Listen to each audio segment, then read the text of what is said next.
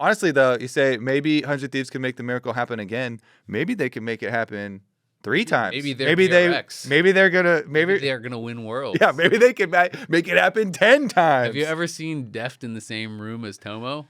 I haven't.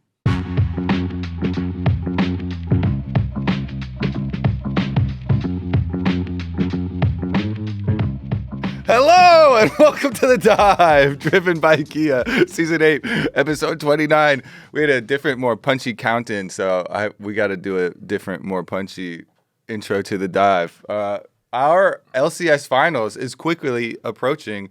Finals weekend is upon us, and our previous week's games were bangers. We had one of the biggest upsets that we have had in a long time.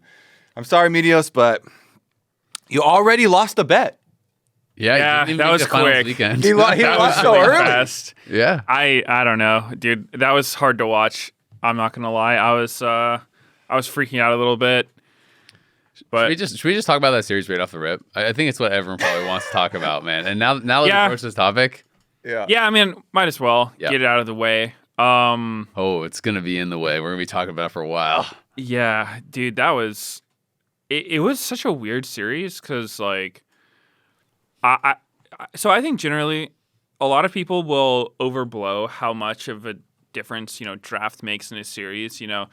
People will always be like, oh, it's just draft diff. But this one was actually the biggest draft diff I've ever seen. It's crazy.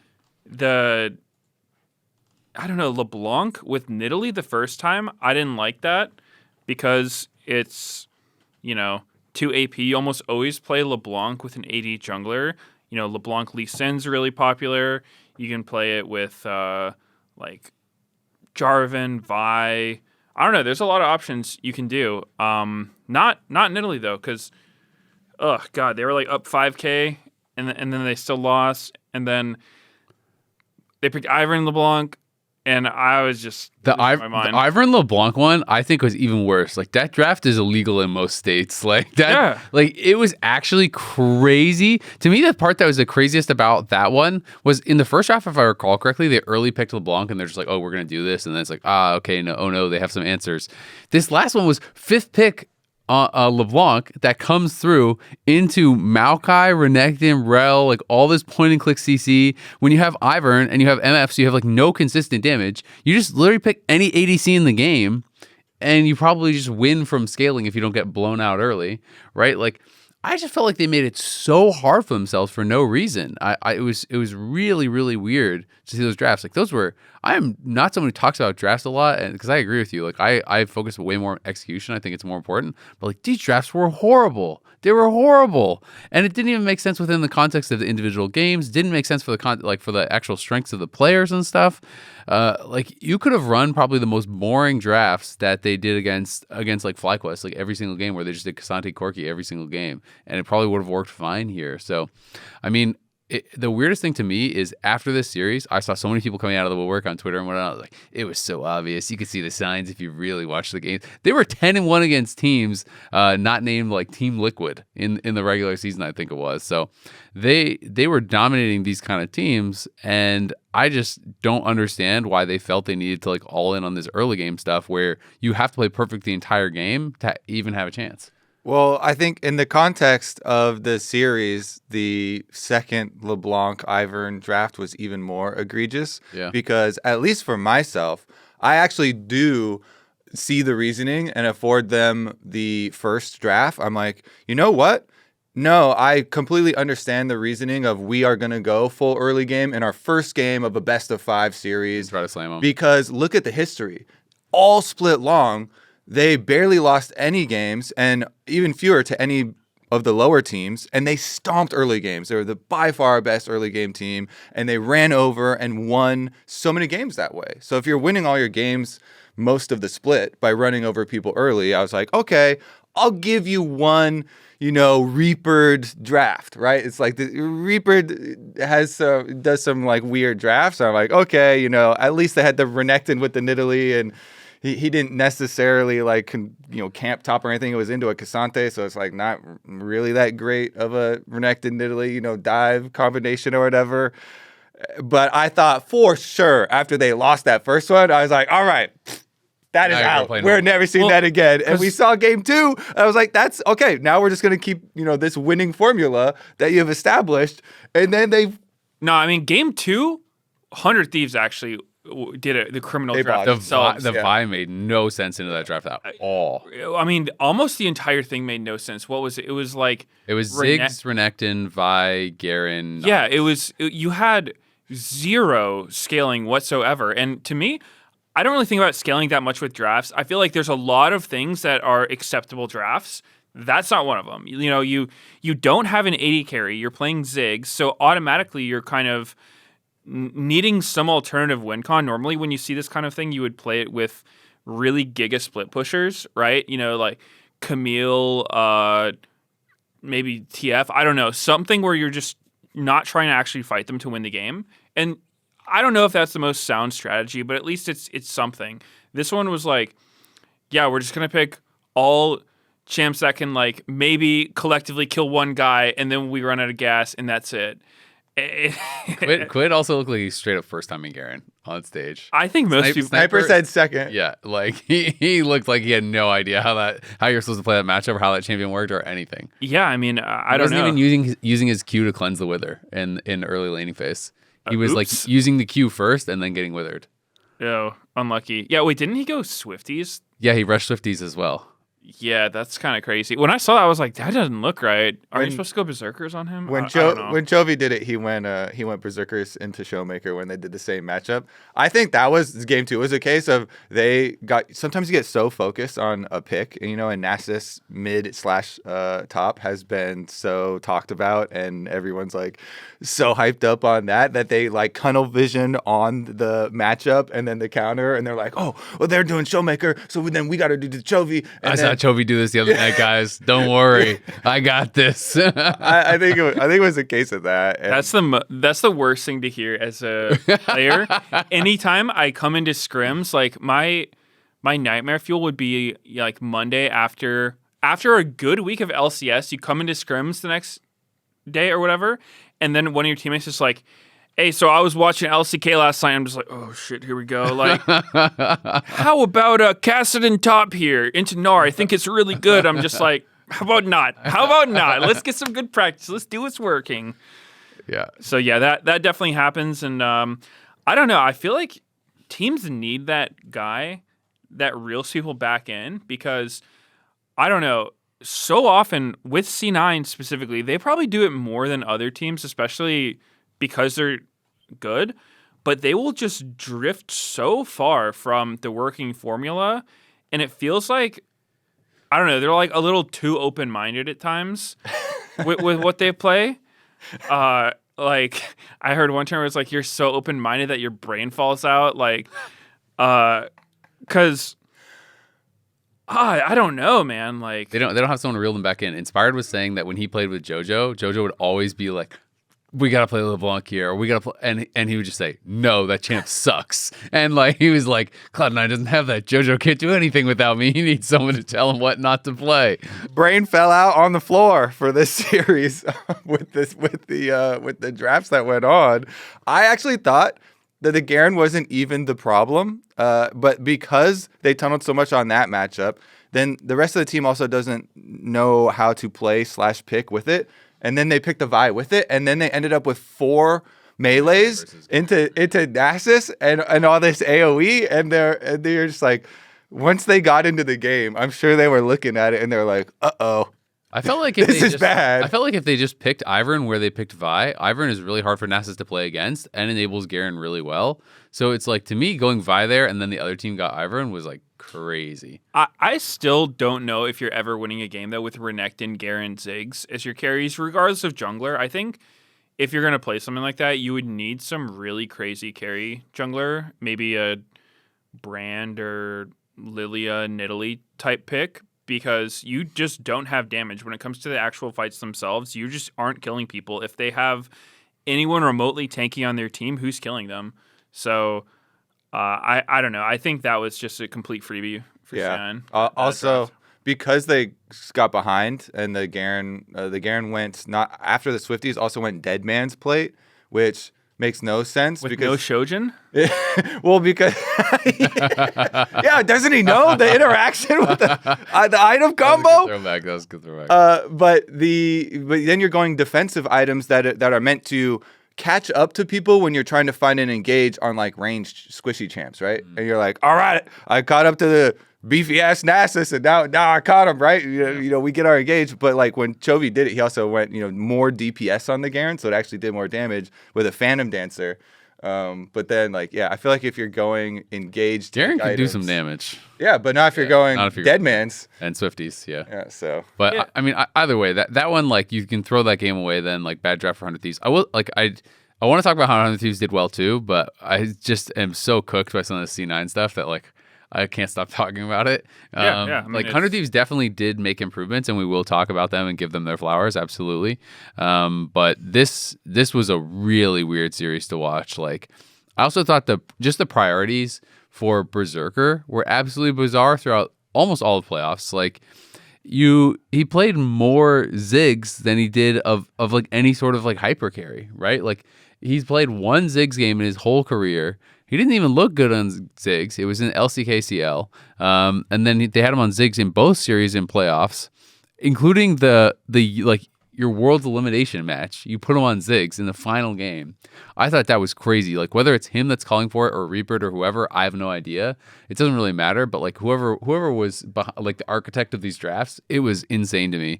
Even the MF, like they were playing a lot of MF for him, which I just feel like MF, you have no individual agency. Is all about having your teammates set you up. Like, you have a strong lane, you can control the map a little bit, but like, I just feel like when you think about Berserker as a player and his strengths, it's always been how he performs in team fights, right? And giving a player a champion that has little to zero agency in 5v5 just makes no sense like that. Like, when you watch him play on the Kai'Sa game, I felt like it was pretty night and day how he plays on the Kai'Sa or like a Zeri or something like that compared to these other picks. And to me, I was thinking that Cloud9 would just be early picking Zeri in a lot of these drafts, especially when they were willing to go Ivern, because you can flex it mid or bot. JoJo played Zeri really well as well in the regular season. So like, I just really did not understand these drafts at all. And I think it's absolutely crazy that Cloud9 did not make Worlds. Like, after how this split went. In spring, I felt like them not making MSI was a disappointment or whatever, but in the regular season there was like more struggles. It felt like a lot for Spring Cloud9. So this one to me was way more shocking, and especially because there was such a gap between the top three and the rest of the league. Like, when APA and Inspired were on the analyst desk with me, they were talking about how I was like, at the top of the day, I was like, it's pretty cool that 100 Thieves made top 4, right? Like, they already did better than they did in spring, even though everyone was really doubting them and a lot of pros were talking negatively about them and saying they're terrible in scrims and all this. And they both literally said that getting 4th doesn't matter because like 4 through 8 are like all trash. Basically, all those teams are awful and that there's no difference. And then Cloud9 lost. Like, it's just crazy, how poorly I think Cloud9 played. Plus, it's not just about draft for sure. Cloud9 just like executed poorly. Like, even in the Nidalee LeBlanc game, it felt like 100 Thieves were just bailing out Quid in mid lane over and over, like kind of like walking through, and Cloud9 was never there to actually like fight it or contest it. Because JoJo did actually get good leads in both the LeBlanc games. In the second one, he actually solo killed him and started out 3-0, but obviously then he got Maokai W'd a few times and died. So, I mean, those were definitely mistakes, but it is also incredibly hard to play out LeBlanc, I think, versus those drafts. He got Maokai W'd a lot few times. Yep. I said in game number 1, and it's even more true in the second time they drafted LeBlanc late as a 5th pick, but like, he's drafting it into so many things that traditionally you're just like, when LeBlanc was most meta, these are the hardest things to play into, is point and click and then a bunch of AoE damage, because they can just kill you regardless of your passive. And it just was kind of mind-boggling seeing some of these angles. And then you talk about picks and into execution. Looking at the games, even beyond the stuff that you're playing into, then I'm like, okay, well, maybe he'll like, play around the Maokai and like be away from it and really respect the CC. But he's going up to the back of Baron Pit when they don't have vision of him, and then queuing over at the Maokai and like giving him vision. And then he's like, oh no, he's W'd me. Why is this guy on me again? And I thought River played extremely well, though. I do want to turn this a bit more positive because everybody's been pulling their hair out about the big collapse of Cloud9 because this is one of the biggest upsets that we have had in so long. Ever. And it's just... I think ever in the LCS. It's top couple It's just for me. such a huge collapse for Cloud9. Another super team collapsing. And so everybody's going to get to, criticize and point out all their weaknesses and their flaws. DSM for me. But I would say that 100 Thieves to me is so much cooler of a story. I just finished watching the pros episode with Sniper and inspired in APA, and it's so fun. I mean, you're even looking at Sniper's social media, and he tweeted out. Did you see his picture? Yeah, he was shirtless with $1,000 of $100 bills spread out. Like he's just like living his best life. Just for a second, I didn't see that. Try and even I saw that right when it went long. Instant retweet. even for a second, just try and put your mind into like what Sniper's mind is going through. He is this like kid living his dream right now, where his older brother like kind of led the way and was this LCS pro, and he's like, oh yeah, I'm gonna follow in his footsteps. And then he's even doing better than him, and then now he's going to Worlds even, and it's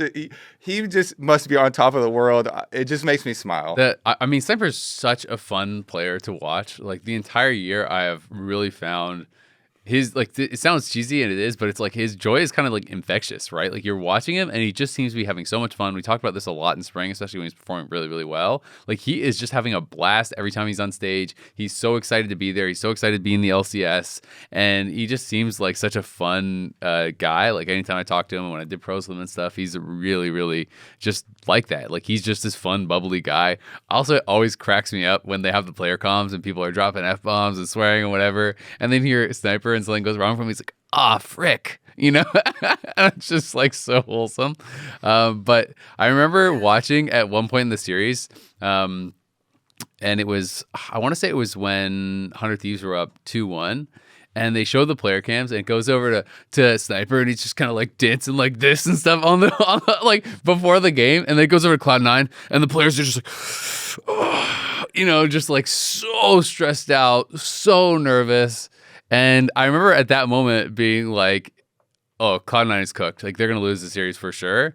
And APA and Inspire were like, no way. Like, there's just it's not possible they lose it, And it was just like, there's just seemed like such a good vibes team. And I felt like they were playing with so much confidence because that. Like, they came into this series with no expectations. I think that even the 100 Thieves guys, if they're honest, thought they were going to lose, right? Like everyone thought they were going to lose. 96% of fans voted for Cloud9. Every single pro I talked to said Cloud9 3-0. I think maybe one person, APA, I talked to said he thought maybe the 100 Thieves could win a game because Cloud9 has some inconsistencies. But basically everyone was telling me fastest 3-0 of your life. All the fans saw it. So I feel like they just came in with no pressure and were able to really, really play a strong game. I also think they really showed some like improvements from their previous series against TL. Spawn was tweeting out about, how well he thought Sniper was actually playing the lane swap in some of the games and stuff. Like it felt like he had really stepped up his understanding of those situations in certain moments. And as a team, they played really, really well. River obviously was insane. I thought he was playing incredibly well. I thought Tomo was better than Berserker in every single game. I thought like his Ziggs was way better than Berserker's Ziggs, and I thought it made sense that he was actually playing it because generally I see Ziggs as more of like a neutralizing pick. It's like you play this and it makes it so your opponents can't really like push lane or dominate lane or anything. And I don't know. I was really, really impressed by them overall. Ayla had some really good engages and counter engages. There was this one game that I remember Vulcan had a really good engage mid where he like W taxied to one person, then like Q flashed in the middle of 3 and got onto the enemy Ziggs. And Thanatos was in this like flanking position. I think it might have even been game 1. I can't remember. I know the play you're talking about. But Thanatos didn't have flash, so he had to like try to like slice and dice through. And Ayla just like insta hard engaged on the Renekton, like identifying that the follow up was like the more important thing. It wasn't like a carry he had to stop. And Thanatos just could never actually get to him to stun up Tomo. So Tomo gets out, puts out all his damage. I don't know. I thought throughout the whole series, overall, 100 Thieves was playing really, really, really well. Like they just stepped up huge. Yeah, they definitely played well. I mean, I think Tomo is also one of the craziest stories because they talked about it in the interview after the games, but he was playing Tier 2 League of Legends, right? He was, I think he was on Dig. Was it last split, last year? I don't know the exact timeline, but he didn't get another LCS spot. He's like playing amateur, and then 100 Thieves, a team that's kind of booming at the start of the split. Meech like benched himself for mental health reasons. They brought in Tomo just as a replacement. They're like, we need somebody. We can't go up with 4 people.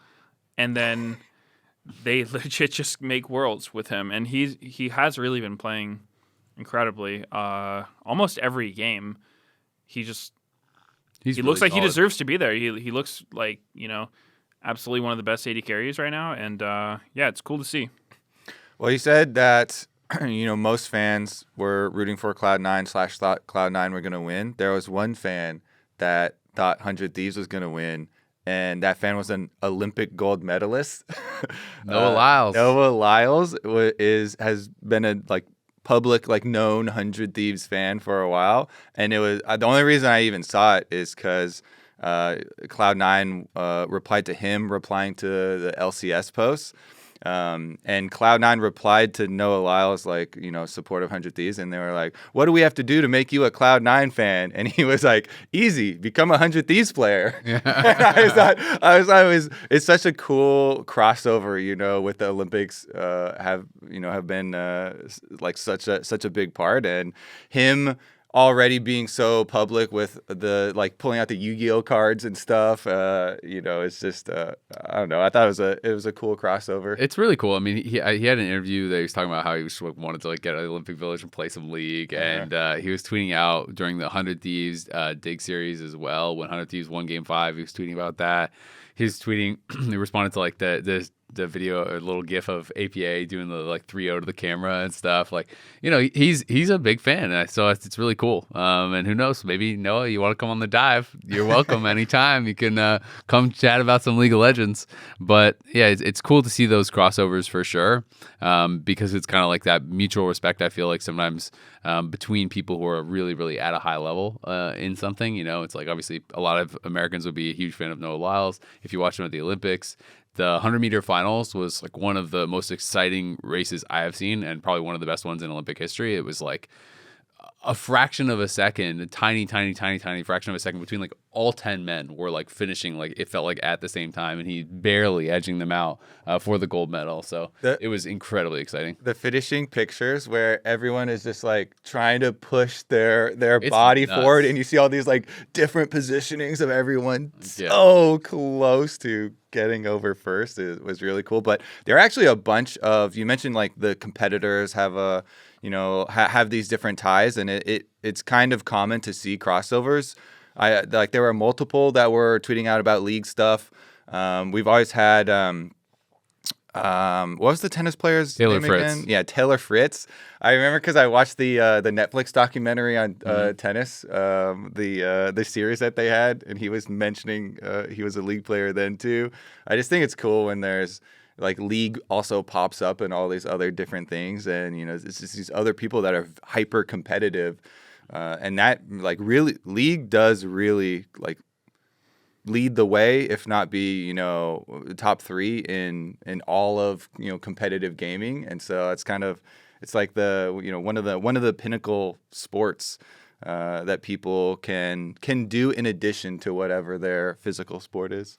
Yeah, I mean, it's a fun game. I can see why people play it. I've been playing it for a long time, so yeah, I've met some people that I wouldn't have ever met if not for League. I did a few show matches with some legit super famous celebrities, and I'm just a random League player. So that was a cool opportunity. We had the same game. We had the NBA player a couple years more than a couple years ago now. Which one? Because we've had a few. Greg Fox was obviously doing all this. No, I mean, the current player, it was when we were in Worlds, New York. Was it Gordon Hayward? Because he came on. He came on. I remember when I was doing the alt stream in LA for Worlds. He was on the analyst desk thing with us. Yeah, we've had him on a couple times. I think he came on maybe another time as well. There's definitely a number of NBA players, NFL players. There's people who just like competitive gaming and are really into it. So it is pretty cool. I know there's some big like soccer, football, depending on where you are in the world, players that are invested in some of the clubs in other parts of the world too. I think like Messi's invested in one of the clubs, and so there's like some really big names that are obviously invested in and part of these gaming clubs. Because a lot of the athletes also talk about how it's like that's kind of like what they do on the road for their entertainment, right? If you're traveling all the time, people are playing games in their hotel or whatever as their way to like wind down at the end of the day, which is definitely pretty cool. All right, should we get back on the series and back on the games? Because it is honestly, I think it's fine if we just do full LCS stuff first this time around. There were some interesting changes that I actually wanted to talk about with the patch that came out last week, because I've actually noticed them in the matchmaking changes and the ready check changes. We actually talked about it a couple episodes back when we were bringing up the high elo matchmaking changes of red side versus blue side a whole bunch. When we were talking about the differences in the angles on the map and how they would also have a difficulty like giving way more high elo players over to the red side as a kind of like remnant of the past, when blue side's not even that much more advantage in high elo. And so it was really cool actually. And I don't know if it's placebo. I feel like I've noticed the changes. For me, I feel the elo. Yeah, because they actually made so many good changes. And even if it is just like placebo from the text that they put, the fact that they're like, don't worry, there's going to be way more balance in autofill. So I'm like, oh, well, thank goodness. There's so many games where I lose and I'm like, what? Why did I end up with autofill bottom lane? And then their bottom lane is just like 15-0. All these things. It makes me feel like the matchmaking is more balanced now, regardless of, how well those are actually working. I don't know about the data, but the one change that they did on the patch that made me worried was the ready check change. I don't know if you guys saw this one, but I saw it. Yeah, they're increasing penalties for declining ready checks. And I have been playing more and more flex queue with friends that like when I get up to go get water or food or something, like they're just spam queuing us, right? Because they're like, whenever someone gets back. Yeah. And so they're trying to put you in low prio. No, they're not trying to do that, but they're just trying to start as quickly as that's possible. What they want. Some of my friends do that as like a meme thing, because if you decline too many in a row, you get put into like a low prio where like you can't queue for a little bit or something like that. So it's like people will do that as a joke. Someone's like, oh, I'm gonna go do my laundry, and everyone will spam queue and accept that person, and they come back and they can't queue. That's a terrible joke, because then you can't queue with them either. That's I actually got penalized by that really soon after the change. I didn't even know that was a thing. And I don't know. I swear it was like 2 ready checks, which I don't know. I feel like for high elo, it's super cursed because like, I finish a game and I want to queue up right away so I don't have a long queue. And, you want to get and you don't want everyone else to take your spot in the next lobby. And then you're going to be in a 5 to 10 minute queue, whatever, longer for higher rated people. And then if you have to be there for any given 10-second window, right? It's like, when do I run to the bathroom? During load screen and miss the level 1 invade? Like, I have to lock in my ban. I have to lock in my champ. I feel like there needs to be something for high elo, because it is so, like, just give me an auto accept, dude. Like, I'm on level 5. Come on, I'm not griefing games.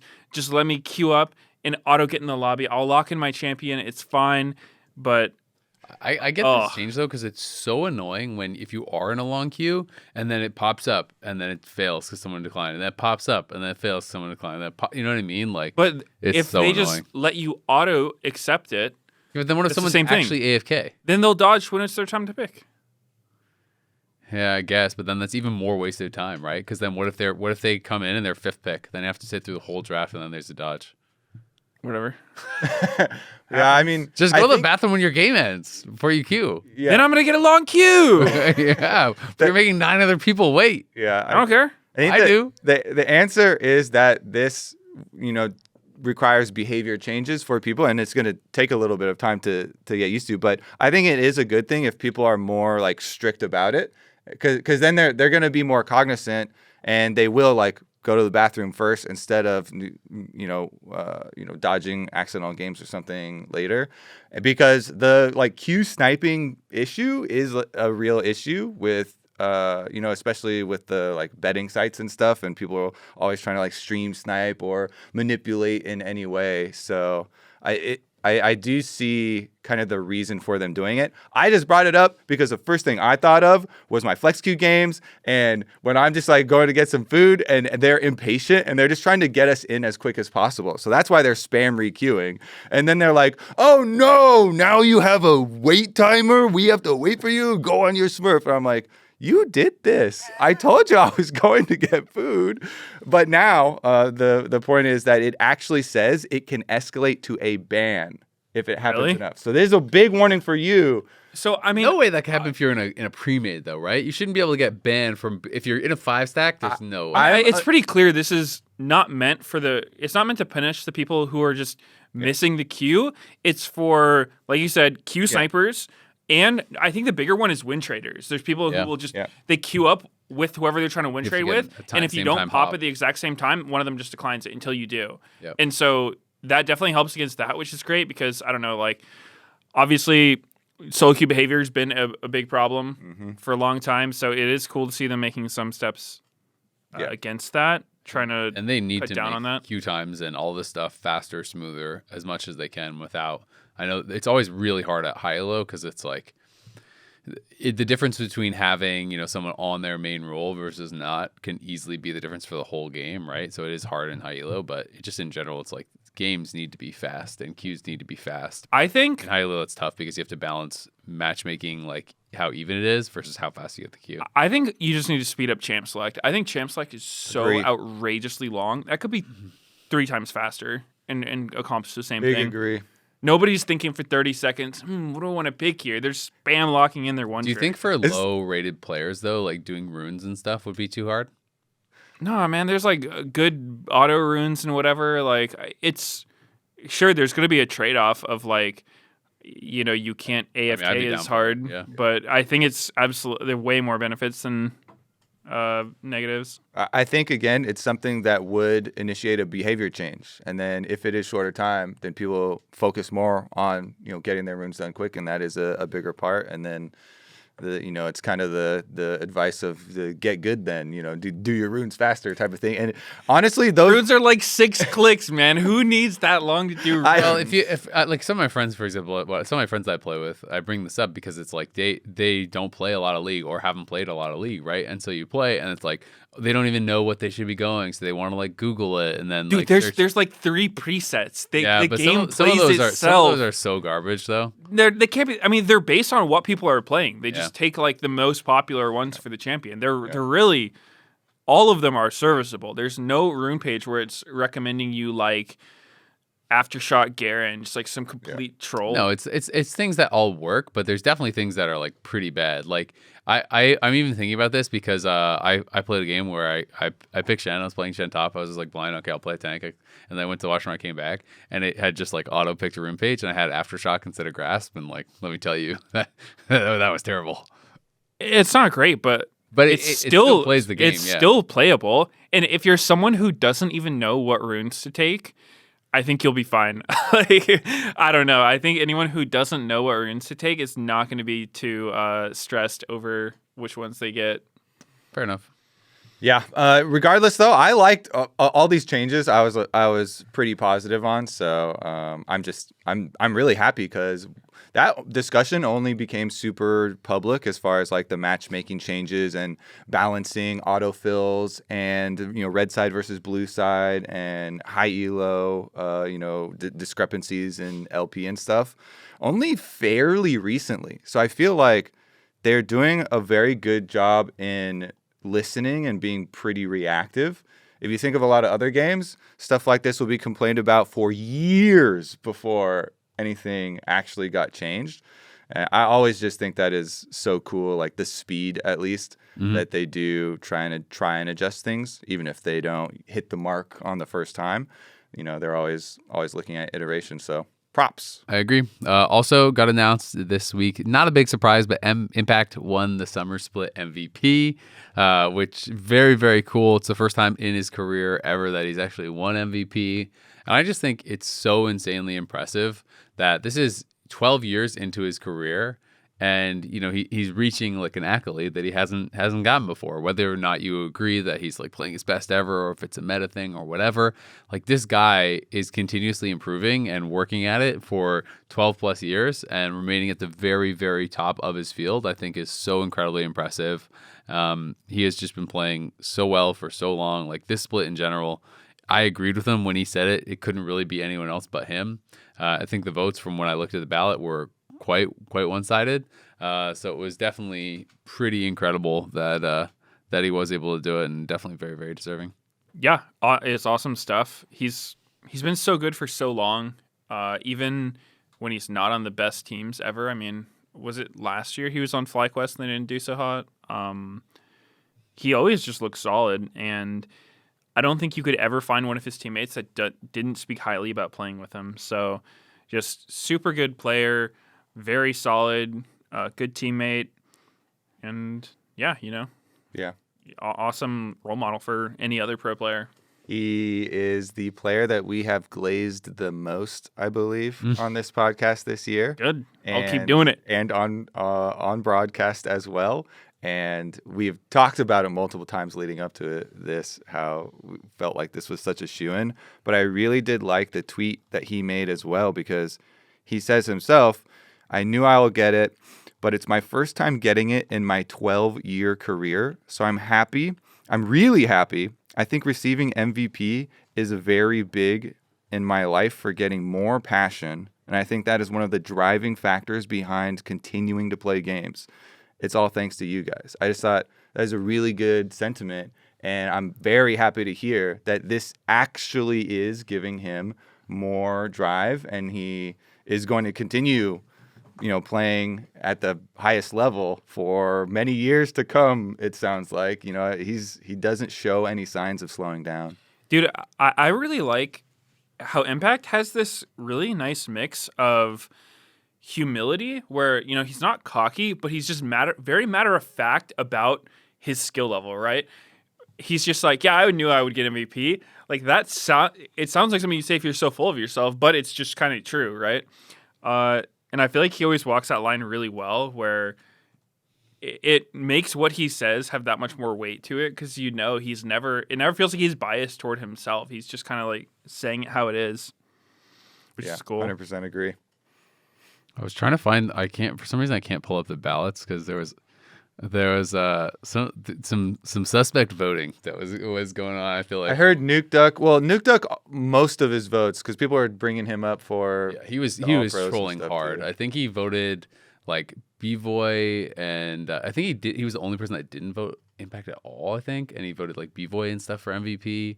He had some really cooked ones. I can't find the actual ballot for some reason. It doesn't come up on Google, because of course it doesn't, I guess, but that's not good. No, I mean, there's I would say overall people have gotten really good with like not trolling the ballots and taking it really seriously. But there was some that were definitely a little bit weird, I think. Here, I think I actually found the ballot. Let me actually just make sure I'm not misrepresenting anything here. Okay, he did Thanatos, Core JJ, B-Boy. Yeah, so it's like when you like no Impact in top 3, I think is kind of crazy, and Thanatos as MVP over Impact is kind of crazy.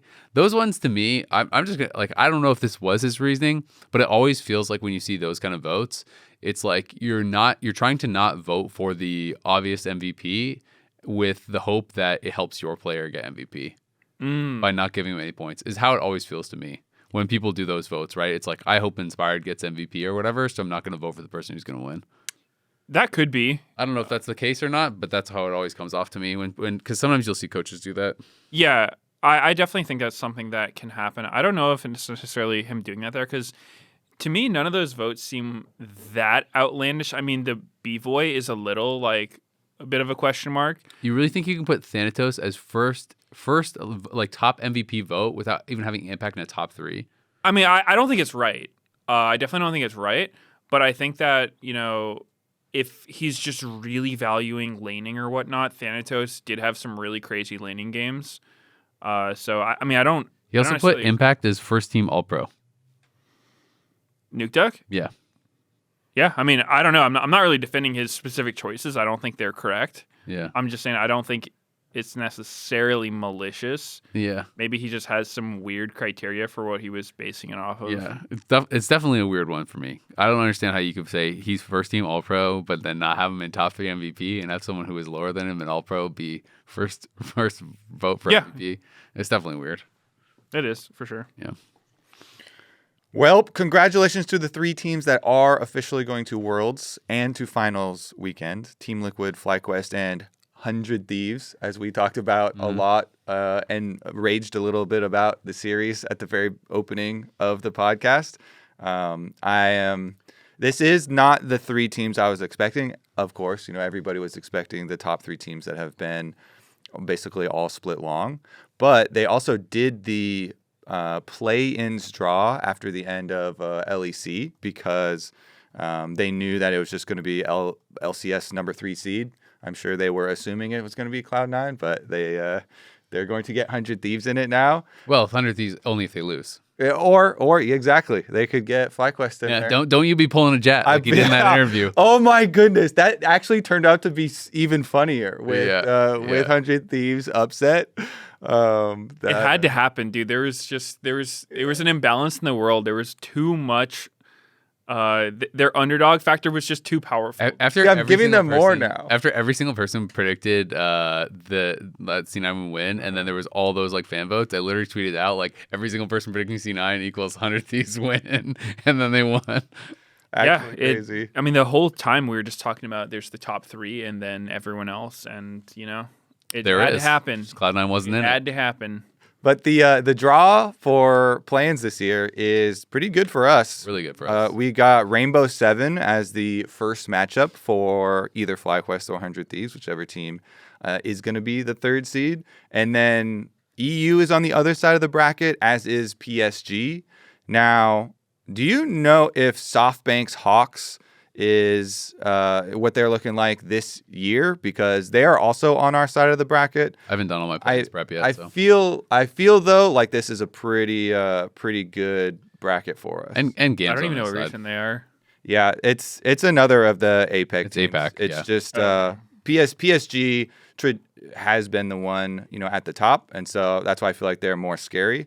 But we'll have to look at some of their games versus PSG and see about the competition. Yeah, I mean it's going to be interesting. PSG won again. I know PSG won finals. Yeah, and it was 3-1. I just double checked on the score. So I mean PSG is obviously the scarier team you would assume. We got the number 2 seed from APAC instead of the number 1 seed, and we don't have EU on our side. Though it is mad, so maybe you want them on your side. Let's be honest here. But man, that is still crazy how, I think Dom started it. He keeps tweeting out the low win rate percentage that they qualified to Worlds with. It's 40-something now, I think it is. Yeah, but 44 I saw what's the last. So it's going up, right? Because I think the first time he tweeted it was 38. Like in the 30s, yeah. But, I mean, it's definitely crazy. But, again, when we talked about it last time, it's not their fault. They're not the ones who designed the system. They qualified fair and square. They beat G2 and a BO5 to get there. That was the main thing. So, fair enough. It's not like Fnatic can ever do that in the finals, so there you go. But yeah, we definitely got a good draw. I'm feeling pretty hopeful for play-ins. I'm a little bit nervous. When 100 Thieves beat C9, I'm like, well, you never know when it's a lot of players' first time to Worlds. 4 out of 5 of 100 Thieves, it would be their first time to Worlds. So if they were to go into play-ins, maybe they'll make main stage. Who knows? But if they were to go into play-ins, you're never sure, right? Like how the rookies are all going to handle it. Not that they're all rookies, but like rookies 2 Worlds for 4 of them. It can be a lot of pressure. It's a different experience. You hope that they really rise to the occasion and perform well and represent the region well. You just never know. So I feel like, ooh, I'm a little bit nervous. After Sniper's recent social media, like he's gonna show up on stage with like sunglasses and like a giant gold chain or something. In his interviews, like Zeus, I'm coming for you, Zeus. Yeah, he's gonna have like he was already calling people out. He's gonna have like his own theme song when he walks out there, like playing it on his phone or something. I'm so it's gonna be fun. I'm so happy for him and the entire team. Yeah, I mean either way, I feel like it's almost better to be the person or. if I was going to be going to Worlds, I would want to go through play-ins if I had the choice, because I just think from even a perception thing, you just look better if you win in play-ins, right? Because then people are at least seeing you win, as opposed to, say you're the second seed and you get put in the group of death, and you're you with just like get, BLG and T1, and you just get get rolled over, and you go 0-6 or whatever, and then everyone just memes you. So I think play-ins is a good opportunity. Also, I feel like teams that go through play-ins usually just look so much better afterwards coming out of it, because you just get that much more actual stage games, which, dude, I don't know. Those are just so invaluable. We see it so often with like lower bracket runs, play-in runs. Just it's you can never get that from scrims. Just the actual real stage games where everyone's trying their hardest. You get confidence from winning, all that stuff. So there you go. Cloud9 tanked their season by getting the bye. Legit. Actually real. They should have lost the FlyQuest, and then they would have been. Yeah. But speaking of the World's qualifiers and Cloud9 getting knocked out, we had a bet where Kobe and I were predicting TL would win. True. Meteos was predicting Cloud9 would win, and they very much did not win the LCS split. So we'll be getting some Meteos face painting going on, post finals. That'll be fun. Oh, they let me down. What can you do? And there's still a chance that we might be joining you. And Azael will also be getting if TL loses with you if FlyQuest beat Team Liquid. What about 100 Thieves, Kobe? 400 Thieves. You are writing them off. You're writing them off, Kobe. I am. I'm giving them more power, just like Jack gave them power. You have to keep assuming that they're going to lose. They've got the CLG factor, I guess. Do you guys want to bounce back quickly to the 100 Thieves Dignitas series that also happened, like the other two series? Because 100 Thieves did play Dig, and that I feel like that series also made people think that 100 Thieves wasn't going to beat Cloud9, because that series was like really messy. It was a really fun series. If you didn't actually watch it, it was pretty back and forth. Dignitas, that is, who knows? I mean, we know that the LCS is changing next year. We don't know how many players are going to be here. We know 2 new teams are coming in. We don't know which teams are leaving or anything, right? But it was kind of a sad way, I feel like, for some of those Dignitas players to go out on a monster Baron throw. I mean, it was the biggest Baron of all time. It was such a dig Baron. It was insane. I mean, that's been a thing for over a decade. I feel like dig Baron throws. Respect, commit to the bit. And oh my God, was it a Baron throw? It was a 5-0 and Baron got stolen. It was just... It was crazy. So insane. I mean, that is a rough one. And they had outskilled them. They were winning every single team fight. They just had to do nothing, and they had won. It's really it mind controls you, and I get it. I've played pro. I understand the urge to just one thing goes right in the game, and I want more. Yeah, it's like you're in this standoff where there's so much tension, and then the tension breaks. You get a pick, and you just think like, Baron, because once you get Baron, it feels like you're on the home stretch. Yeah. Once you have Baron, you really feel like you've won almost. So I get why people go for it, but at the same time, people tunnel on it so outrageously hard and just turbo throw games. I mean, there's almost always something better you can be doing than just straight up hitting Baron while the other team's alive with vision, looking at you over the wall or whatnot. So it is a tough mind control to get over. Yeah, and it happened twice to them in the series. Both 2 of their losses were monster Baron throws, where they had outscaled, and then they're like, "What if we did Baron?" Yeah. I mean, the one where River Lilia got his multi-sleep to delay it. That was crazy, yeah. That one is just, to me, River is such a god. I've been such a big River fan for so long.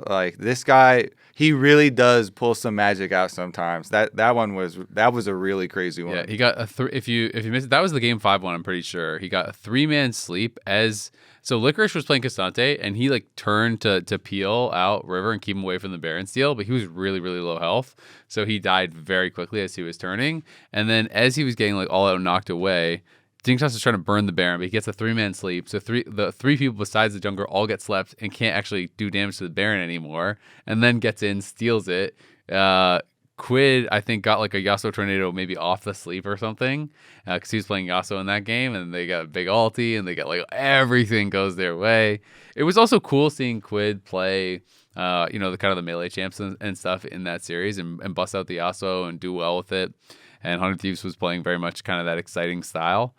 So it was definitely a really fun back and forth series. But man, if I was ding toss after that, that is heartbreaking. It's actually, you got to give Quid so much respect for whipping out Yasuo in a game 5. I mean, Yeah. Yasuo is absolutely he's one of the highest mechanical requirements of any champion to play. And he's just so easy to mess up and run it down hard, like really aggressively on. So I think the confidence to pull that out and make it work in a game 5 is just so cool. Yeah, I mean, everybody was all split long looking at River and Quid as these players, are so incredibly good, but just hadn't quite been performing this split in summer. And so it's just really fun to see with this full resurgence of 100 Thieves to be both of them are just playing so well again. Quid's always been, a specialist of melee mid lane champions. Golden Glue loves talking about it and utilizing all of his melee counter picks.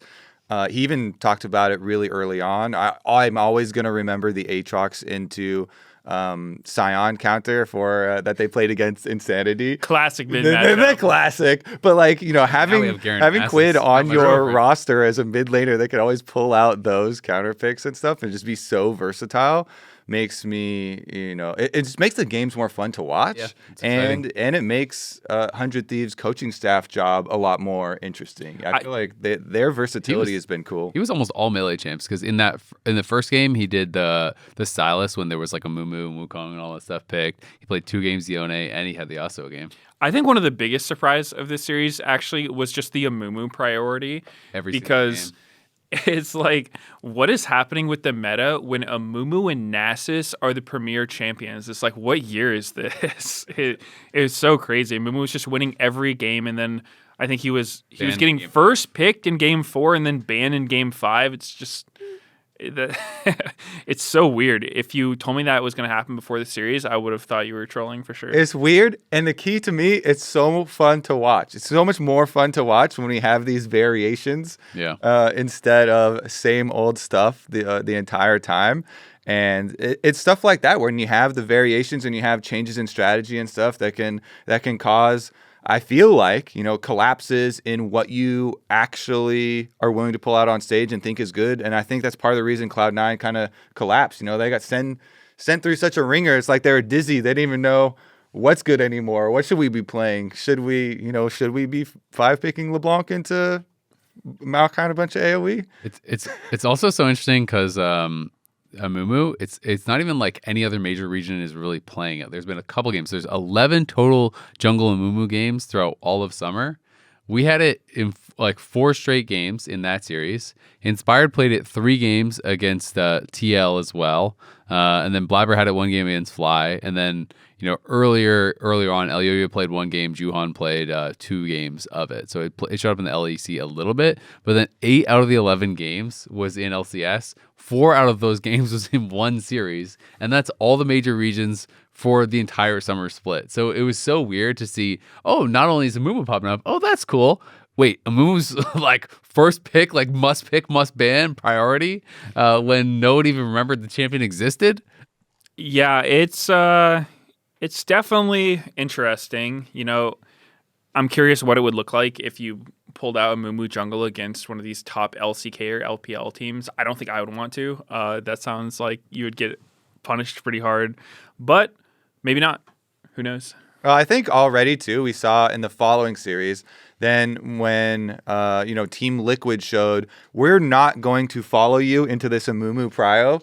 The FlyQuest kept picking Amumu first, and Team Liquid were like, all right, we're picking Maokai. And then when TL picked first, they still picked Maokai. They didn't steal away the Amumu or whatever. So. And then it seemed like everyone realized at that point, they're like, wait a second, if TL is prioing Maokai over Amumu, maybe it's better. And Maokai just being so much safer at doing very similar things, I feel like is a big part of it because the ult is from range.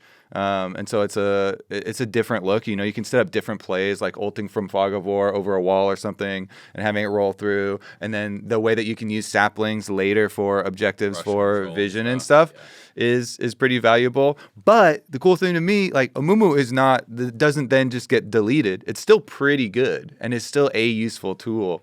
That can be brought out and add some more, you know, like really big AoE team fight stuff.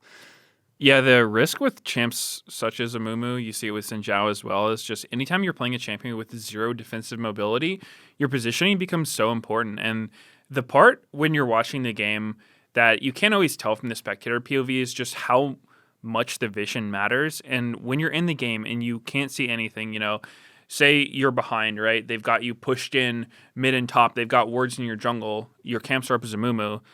You want to go in there, but like say you bandage to your Raptors and their team is there, you're dead if you don't flash out. Whereas, you know, there's a lot of other champs who, you know, have some kind of mobility that can get out. So it really limits, you know, you overstep just a little bit, they hit you with 1 CC and all of a sudden the fight has started. If your team's not there to fight, you're dead. It definitely can be a liability, which we see, you know, a lot of fights will start off of getting caught out or whatnot. So, and like you said, Maokai, he's not exactly mobile, but he runs phase rush. His Q's pretty good disengage, so he's got a little bit better tools. 100% agree. That's why I no longer play jungles that don't have mobility. Because I won a gold medal in 2013 playing a Mumu with a Mumu 5-person ultimate, but I have not played that champion for a good reason in like 10 years because it not only is it not mobile, but if you rush Liandry's, you're also not a tank. Like you're not full tank. You are like some HP, like more durable than a full carry champion, but you are very liable, especially in pro games, to getting flash engaged on, getting blown up. We saw so many times where Amumu's picked, and it's very effective if you can get your flash engaged, our flash or, bandages into flashes and stuff. But if they're engaging on you, you'll get blown up real quick and you can become a liability. And if you're in range to banish toss, they're in range to engage on you, right? We saw this a number of times. I can't remember which game it was because they were all kind of blurring together now, but I know there was one Amumu game where they're playing, like both teams are kind of just like 5-man mid before Dragon, and like the Amumu just gets like ulti flashed by Sejuani and just like instantly deleted, right at the start of the fight because he was trying to posture forward to look for the banish toss in. And like you say, it's like you are not a tank. You have Liandry's on one item and you're a Conqueror or Amumu, like you are dead if you get CC'd, right? So it's definitely a high risk, high reward sometimes. Yeah, and I remember in one of Inspired's Amumu games, he was really not a tank. And I think his builds were... he was stacking so much MR. They were really suspicious builds. He was against almost an entirely physical damage team. I think Maokai was the only magic damage. And it was like a support tank Maokai, not a Liandry's Maokai. And his build was... Liandry's into Abyssal Mask with Mertreads, and then he picked up another Negatron Cloak afterwards, and he was against like 2 full build 80 carries, so it wouldn't have been my choice for itemization. Yeah, it was 380 carries if you count Senna, right? Because it was and he didn't even have tabbies that game, which I was really surprised about. Yeah, it was Senna, Corki, Callista, Cassante, and then a Maokai who was building tank, by the way. And he built a ton of MR. So that one's pretty weird. But before we jump into the TL Fly series, as you were just referencing, we are going to take a quick break and we'll be right back.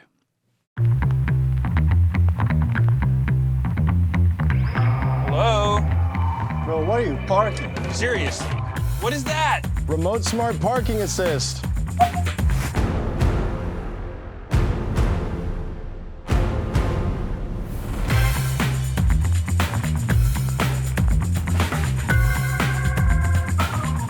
You could have parked anywhere. They could have parked there. They could have parked there. They could have parked there.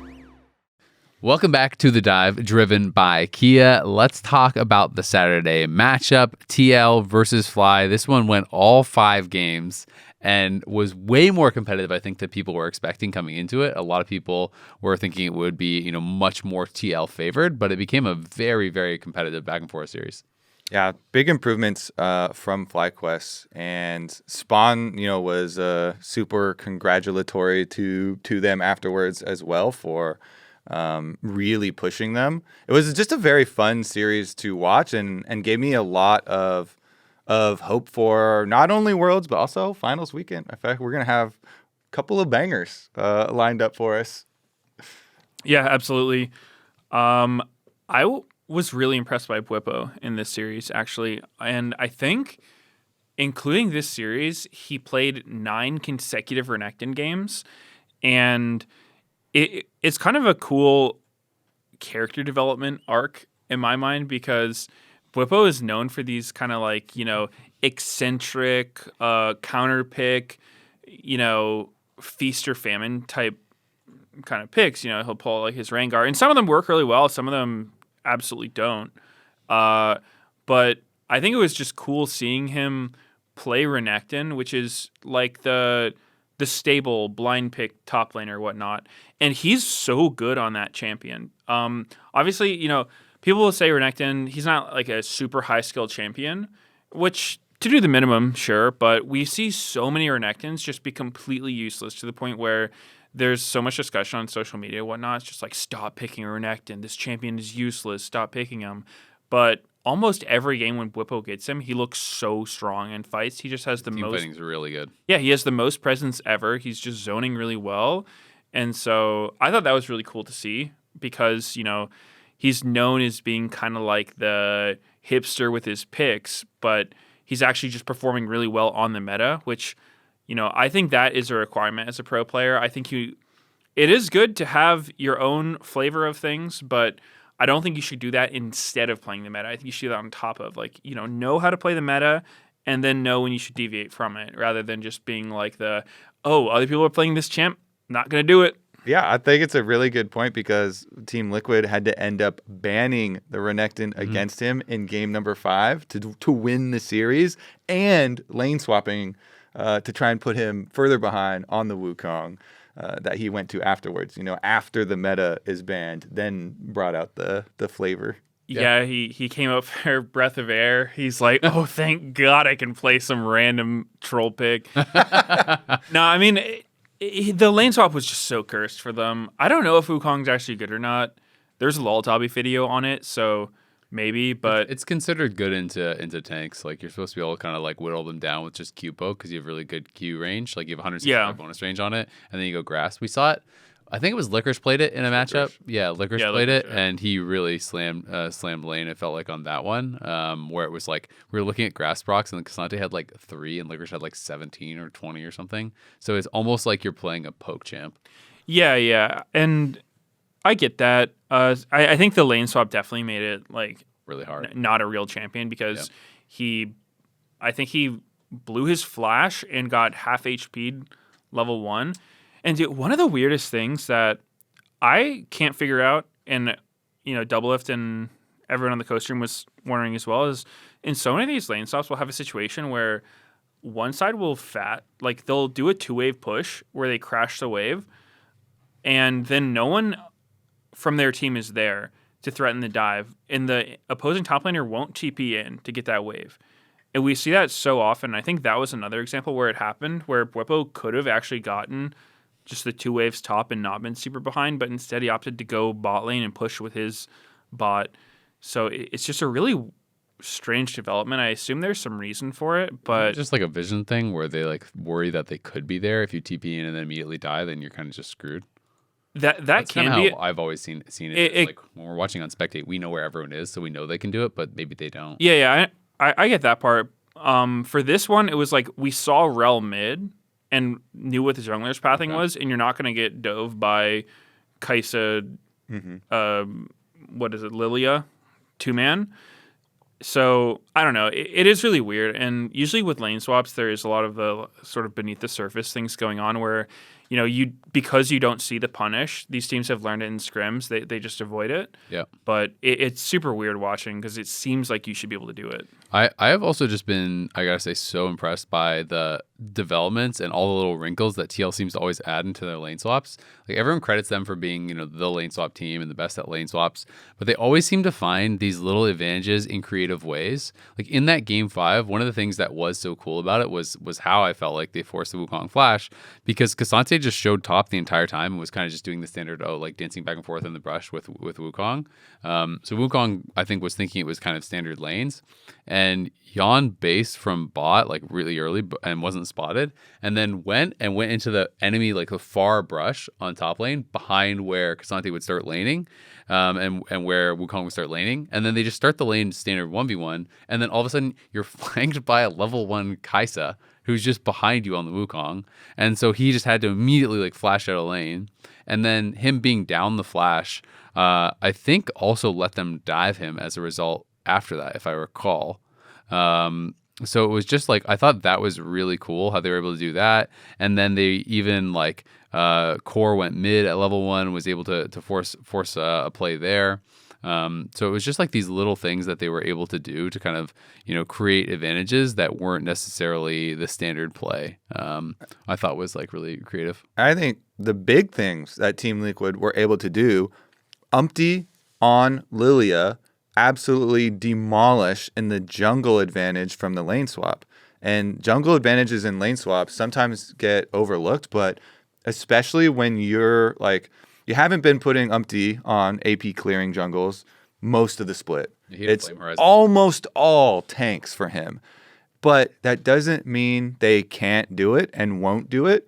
His last 2 Lilia games, because he doesn't have that many of them, they won them both, and both of them, they actually set him up so well with an extra couple camps on first clear out of the lane swap, and then on re-clear, he's fighting the Maokai off of the Maokai's own Raptors. APA does a very good job moving up with him so he can, because that's what Lilia wants to do, is take as many of your Raptors as she possibly can.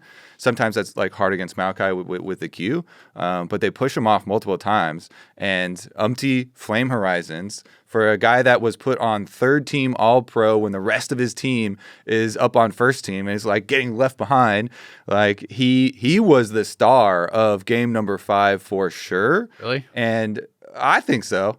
I think you need jungle credit, and his whole team was building him up too. His team is gonna hype him up. So here's the thing: I give him credit. His pathing was really good, and he got massive advantages. But he did nothing in any team fight. He did less damage than the Maokai, who was tank Maokai, and who he Flame Horizoned, and he had no presence in any team fight, even with all his items. So to me, it was I get it that it's you're hyping up your boy and you're jungle div, hell yeah, let's go MT. You had a million farm, you're highest level in the game practically, and he still did nothing in team fights. He was, if I recall, it felt like he had no impact in that game other than killing a lot of creeps. He made the Maokai really weak, and he took over so much pressure by going for deep invades and going with them. Yeah, I mean, Core JJ is amazing, and Core JJ, or Rel is the best partner to go with. Yeah. But he did do a lot of plays. A lot of them really were with Core JJ, but he did a lot of plays with Core JJ. Yeah. And put a lot of pressure on the team as well, just because the damage numbers were low. Well, it wasn't even just damage numbers, because it was I just checked damage now because I was curious, because my recollection of this game was, man, he did nothing that whole game. When I was watching That's it, messed up. and it was just I think it was cool that everyone's yeah, you go MT jungle diff, and it was there's all this talk about, yeah, he sure showed everyone he's not a tank player, but to me, I'm if you play a carry and you have 100+ CS lead, you're over a full item ahead, and it still feels like you're useless in team fights. Am I scared of you playing that champ? Because you're not going to get that advantage every game. I thought he did well. I thought it was his worst game of playoffs by as far as team fight impact. His pathing and stuff was really good, but he is so impactful on the engaged champs. He's so good on those champs. I'm not saying he can't play the champ, because we've seen him have really good carry games too. But this game, to me, did not inspire confidence. Yeah, I don't know. I feel like I would have to go back and look at it more carefully and follow Umpty around, because My only impression of this game was just the lane swap was so cursed for FlyQuest that the entire game they were playing catch up, just trying to make this fasting Wukong have some kind of value. So, I mean, yeah, Umpty cleared a lot, and it is always one of those things with jungle where stats can sometimes paint a picture, but not always. Like, you know, if you're playing something like Lilia against something like Maokai, you should have a CS lead. That's kind of like what the champs do. Maokai's not trying to farm much past early game. He's more going to group and even just give away his camps to his teammates. So to me, that isn't always the best indicator for how well someone's doing in jungle, like, you know, your CS or whatnot. Because a big part of it, too, can be are you in the right place at the right time? Are you, say there's something happening bot lane, but your top camps are up. Are you saying, hey, guys, I'm going to go get my top camps, and then I'll be bottom?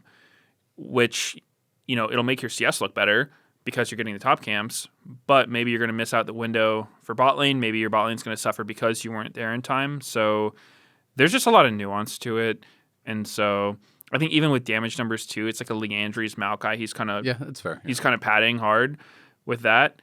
So I would have to look the at the game again. damage again. I only brought up the damage because I was just curious. I just looked it up, but I just remember from my eye test being like, "Wow, he's a big advantage," and "Wow, he's useless." Like, yeah, I mean, it definitely could that's how it felt from me watching the game, at least. I thought he was a big part of like making it also painful for Bwipo, and like a lot of times to me, you know, I see the Fed Lilia and like the swirl seed hit someone, and they're just like, shoot, you know, I got to back off. I'm like burning from Leandry's. Is he going to sleep us? And then they like don't fight. And so you get like inaction. Yeah. That's fair. I mean, it's just interesting, right? I just brought it up because it's like I had a different kind of like view from watching it. Like and this is not like an numpty knock because again, like I think he's played incredible on the engaged champs. But that last game to me was like so much about their bot lane, about, you know, Yan forcing out the flash. Then without even jungle help, Korra and Yan killed Wukong in the 2v1 and got that kill. And then we're able to like put him in such a bad spot from that. And then they had to like you're saying, they're trying to catch up to Wukong. Wukong did end up having about as much gold as Cassante at 14 minutes because they put him mid, but then it like really messed up their lane assignments and they were like way behind tempo and stuff. But it was just one game in the series and it was really exciting. Quad had, we don't really have a term for it in baseball. People are calling about it, like they're talking about like hitting for the cycle where it's like you got a single, double, triple, and a home run, right? Which is like super, super rare. Quad got like a single kill in one fight, like separately, a double, a triple, a quadra, and a penta. So he got all of them, which had never happened before in LCS. Of course, like technically, if you get a penta, you do get every single one. Yeah. But like where he capped out at it, whatever you want to call it, I'm sure you know what I mean, right? Yeah. So that was just cool. Like, and he had, I don't know, what was it, 17 kills or something on that Zeri game. He was just absolutely Thanos, and he was playing really aggressive on it, and having some pretty incredible moments. I thought Masu overall was really, really good too. I was also happy to see that Busio was playing really well because, I mean, I'm still a little bit nervous for Busio at like finals weekend and at Worlds potentially because I felt like in spring he was like playing about his level the whole way through, and then in the finals I thought it was like really kind of that collapse where he was really struggling, and the MSI as well. I thought he was really, really struggling. So I'm still reserving judgment a little bit, but Masu and Busio have improved so much, and this team just looked way better than I was expecting. I thought TL was going to be able to outclass them, but they absolutely couldn't. It was really back and forth. Yeah, I thought FlyQuest definitely showed up in a big way. I think they could beat TL, absolutely. I mean, they took 2 games off of them, and so with a few changes, maybe they win the whole thing next time. I think it makes me excited for the rematch, for sure. You're doing it too now. What about 100 Thieves? Nah. Nah. See, we're giving them more power. I specifically though on Quad, I just feel like maybe not every game, but most of the games, I felt like TL were so worried about what he was going to do. And then you saw it in the Aurelion Soul game. You also saw it in the Zeri game where even though they killed FlyQuest frontline And APA talked about it on pros afterwards too. He was like, yeah, we're walking up. I know if my front line like gives any damage to quad, he's going to pop off and almost pentakill us. And then he almost did, right? The Zeri jump in at the end, where I was like, oh my God, yeah, Zeri's doing so much damage. Yeah. And then Masu's there too, Ash is auto attacking someone else, but Zeri's like chaining through everyone. The Runons were ripping them apart, the ultimate pop off. I just feel like Quad has become such a huge star.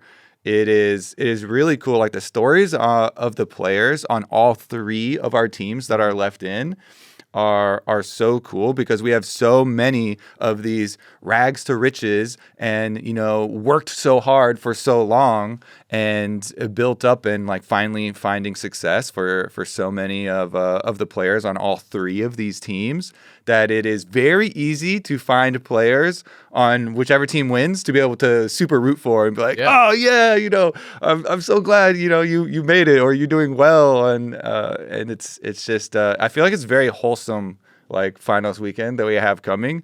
I am gonna feel bad for whichever team does not win, but even then you're still going to Worlds and you're still achieving one of the greatest heights that you can in competitive League of Legends. So very, very happy for them as far as all those stories. Yeah, go ahead. Oh, and just all 3 teams have, like young NA talent, which is cool. They're building around, like young carries, which is really cool. So I do think that's pretty exciting, for every team. There's so many good stories I think about it. Meanwhile, when you were touching on the lane swaps too a while back ago, I just feel like Core JJ, and all this like applause that we're giving to all the younger players and like how cool it is for all their stories. Core JJ is Grandpa playing. Core. He's playing insane right now, and I only feel bad just because like Impact has the spotlight right now, and he deserves it. But Core JJ. Do you remember a couple years ago, everyone was flaming him and they're like, Core's washed up. Why do we even still have him? And I'm like, he right now is playing some of the best league that I've ever seen him play. Yep. Like he is actually just insane. And you mentioned them like 2v2 or 2v1, killing the Wukong. That's so much on Core's, like Core specifically wrapping around and getting the engage and getting these like flash crash downs on everyone. I just feel like he right now deserves so much praise, and it's just because there's other members on TL that are also getting a lot. That I feel like the story of him going from people literally calling him washed and like calling for his head and his job to by far being best support in the league. I mean, I think that's kind of league in a nutshell, though, right? I talked about this a little bit on the broadcast after 100 Thieves won. Like literally before 100 Thieves beat C9, everyone's talking about how, it's top 3 and everyone else below that stands no chance and those teams are garbage. And I feel like there was a lot of negativity around 100 Thieves as well about like, oh, what a disappointment. Like Sniper fell off so hard. He was good in spring. It's too bad he couldn't be good in summer. And like, all, just one series or one day can completely change how the narrative is about you as a player or a team and how the community perceives you, right? And so it was just like I had such whiplash, I felt like, in after that 100 Thieves series, where it felt like the community in spring was really, really hot on Sniper and loved him and was really positive. And then I felt like I'd been seeing so much negativity about 100 Thieves and about him. And then immediately into like Sniper's the GOAT. I love this guy, like right because they beat Cloud9. And it's just like that one day, that one thing can completely change how people perceive you. And League, I mean, really all sports, all esports is so much like, what have you done for me lately? And I do think, to be fair, Core did have some pretty down years. And I think, criticism of him was warranted. Maybe not like calling for his head or whatever. I don't know. People always go too extreme, but it's really cool to see how good he's been doing. Yeah, and I know when I was playing pro, that was something that, I had to learn. And I think, I don't remember exactly where I first heard it, but I remember the advice that stuck with me was like, don't listen to the loudest voices, like the people who think you're the best or the people that think you're the worst. No one's really right. You just kind of got to judge yourself based on what you know. Yeah. And so, I imagine Core's someone that's not taking it to heart when people are like, calling him super washed or whatnot. Because to me, it feels like he's been pretty steady. He's just like, putting his head down, doing what he can. And he's been, very active in the league scene as well. I don't know if he still does it, but for a while he was making those like support guides on YouTube. He was really a big proponent of Champions Queue. So he seems like a great dude. And it's cool to see him doing well. All right, so we talk a little bit about 100 Thieves FlyQuest. That is the matchup that's going to be happening this Friday at the YouTube Theater. If you're in LA or you want to come to LA, maybe you can go to that series, support 100 Thieves, support FlyQuest, and see who comes out on top there. I think, even with all the positivity about 100 Thieves and how exciting that series was, almost everyone is still going to feel like FlyQuest because they've shown us, a full year of strength is the heavy favorites.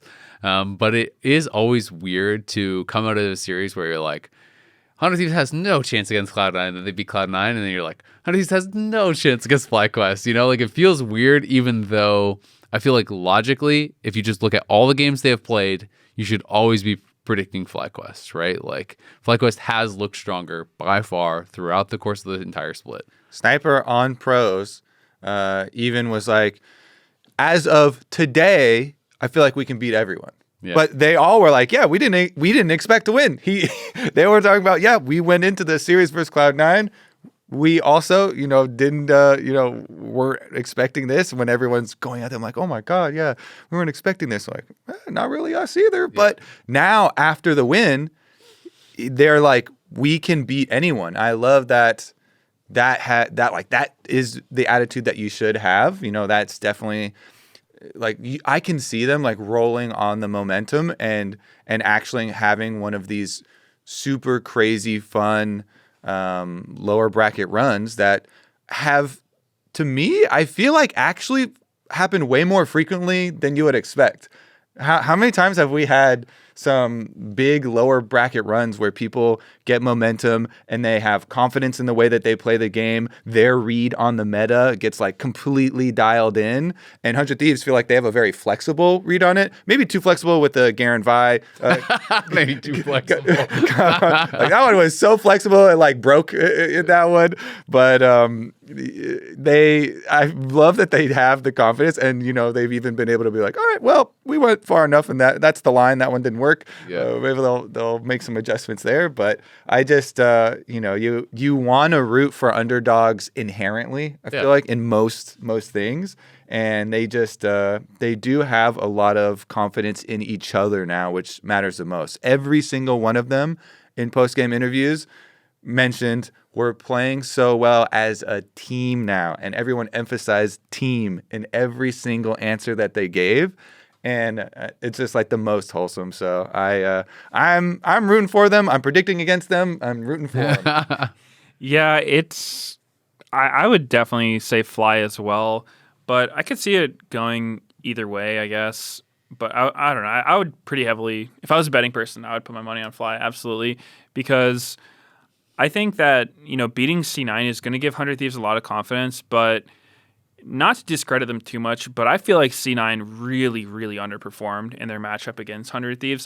Because even with some of C9's jank comps, they were still outplaying 100 Thieves in a lot of the portions of the game that really, really mattered. But then C9 just was fumbling. They just refused to build Merc Shreds against Maokai. They were getting caught everywhere. They were just having these comps that could not win fights when, with a regular comp, you would win the fight. JoJo's Corki was getting caught out like it was his job. And I think that FlyQuest probably won't give them that. I think, 100 Thieves will have more confidence, but will it be overconfidence? Do they have that skill to measure up to FlyQuest if Fly is playing well, right? I think that remains to be seen. I still would expect FlyQuest to be the stronger team.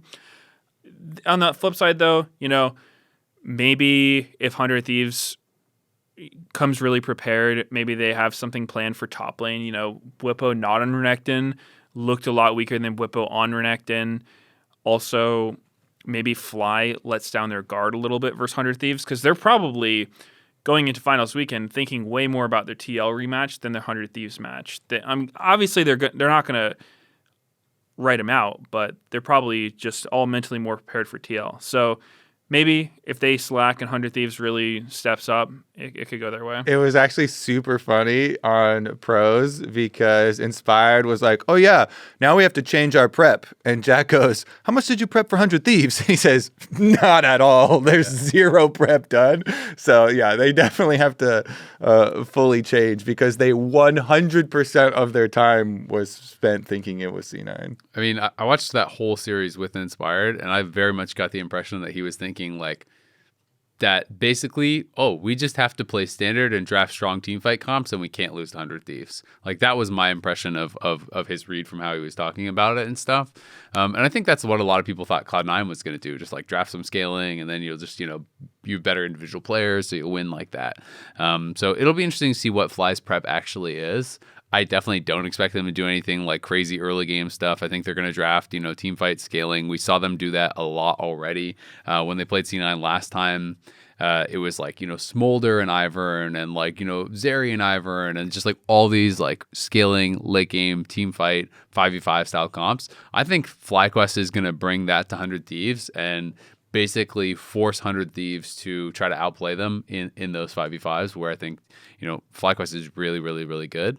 So that I think is going to be the big challenge for 100 Thieves. Either you try to do something crazy, like you try to cook up some really aggressive drafts and try to create a massive lead that they can't overcome, or you have to match scaling with scaling and be able to play the map as well as FlyQuest and be able to set up for objectives as well as FlyQuest and be able to, do all these things, which I think is really, really hard because I think, if you're looking at it like pound for pound, like player for player, you would definitely favor the like individual skill on FlyQuest.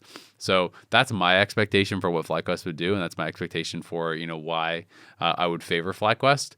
But you really can't count 100 Thieves out entirely. Like you said, I counted them out definitely against C9.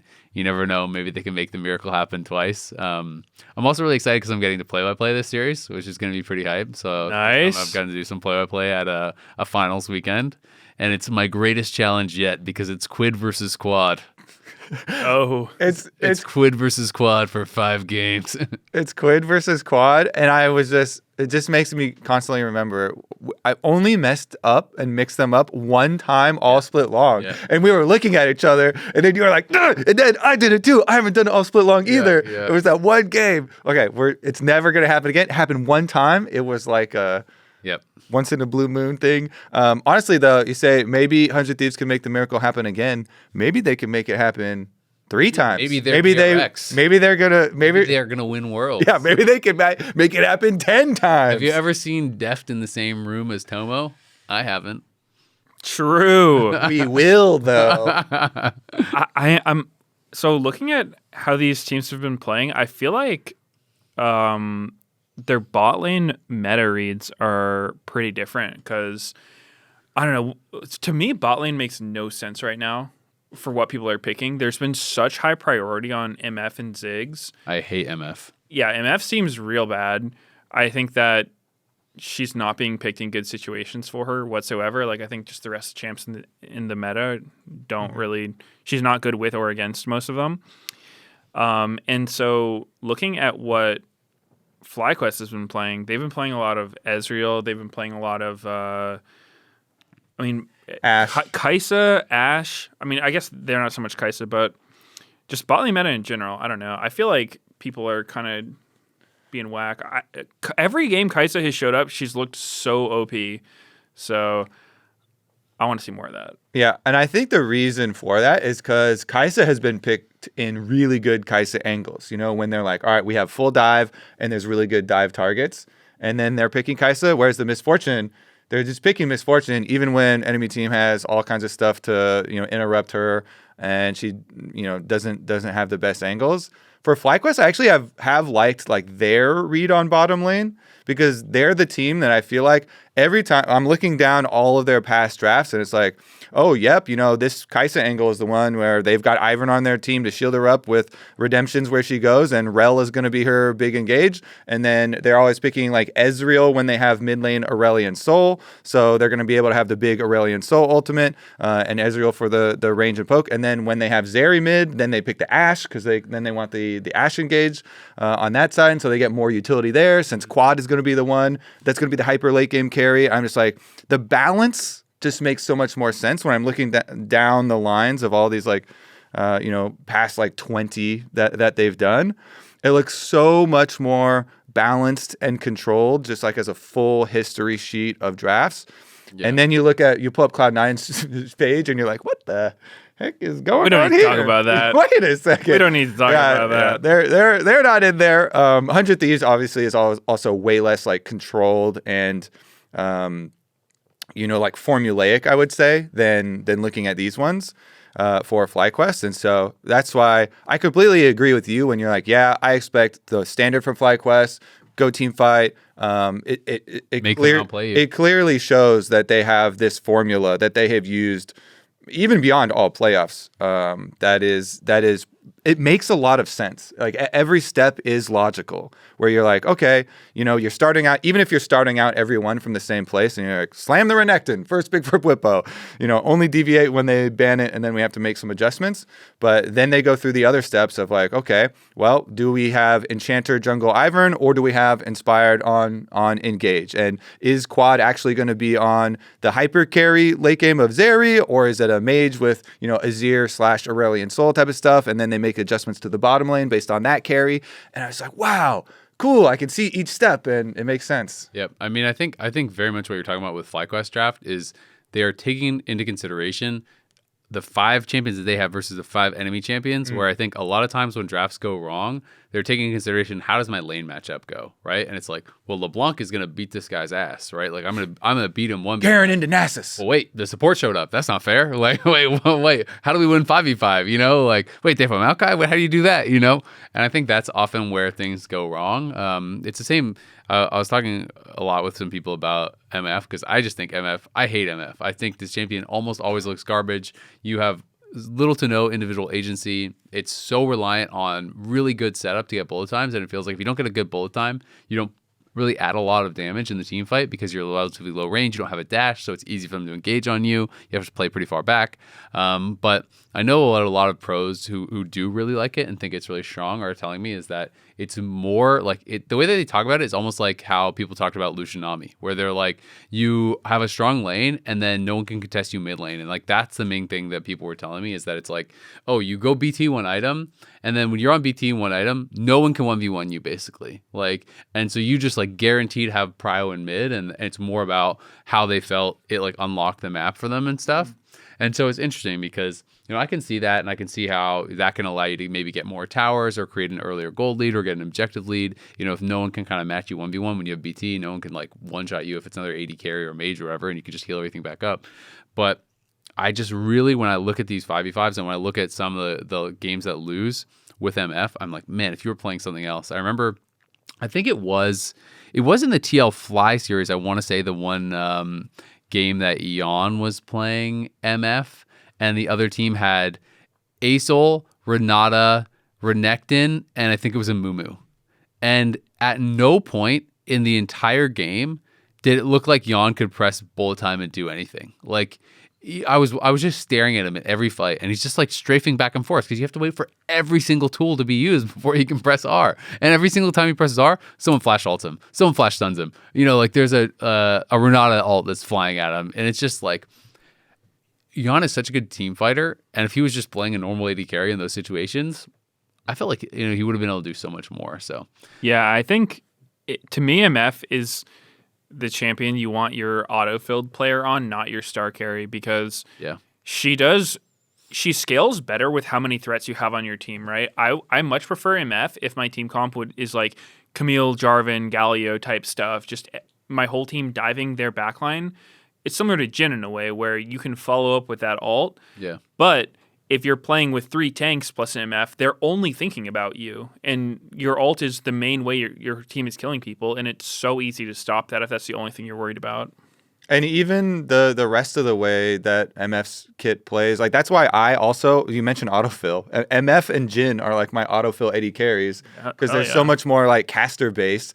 And I'm like, okay, yeah, either I have an ult angle or I'm gonna do the auto and Q bounce, and that's my burst. And then I'm like, all right, I'm out of here. You know, straight away. Exactly. I'm like, I'm literally, I'm freaking out of there.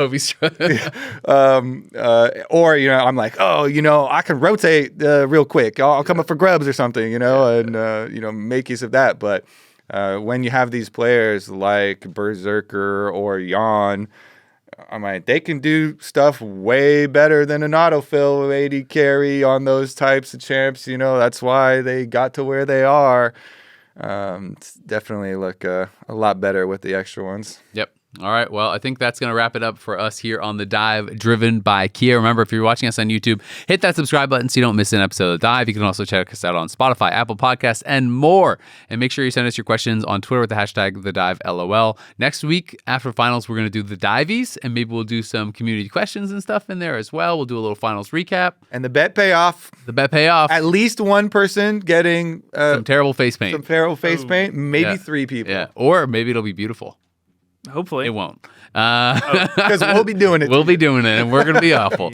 Finals start this Friday. Yes, you heard me right. This Friday at 1 p.m. Pacific, 100 Thieves is going to be taking on FlyQuest. The winner will play TL in the grand finals for the LCS Championship on Saturday at the same time. Make sure to tune in. Thanks for watching. We'll see you all there.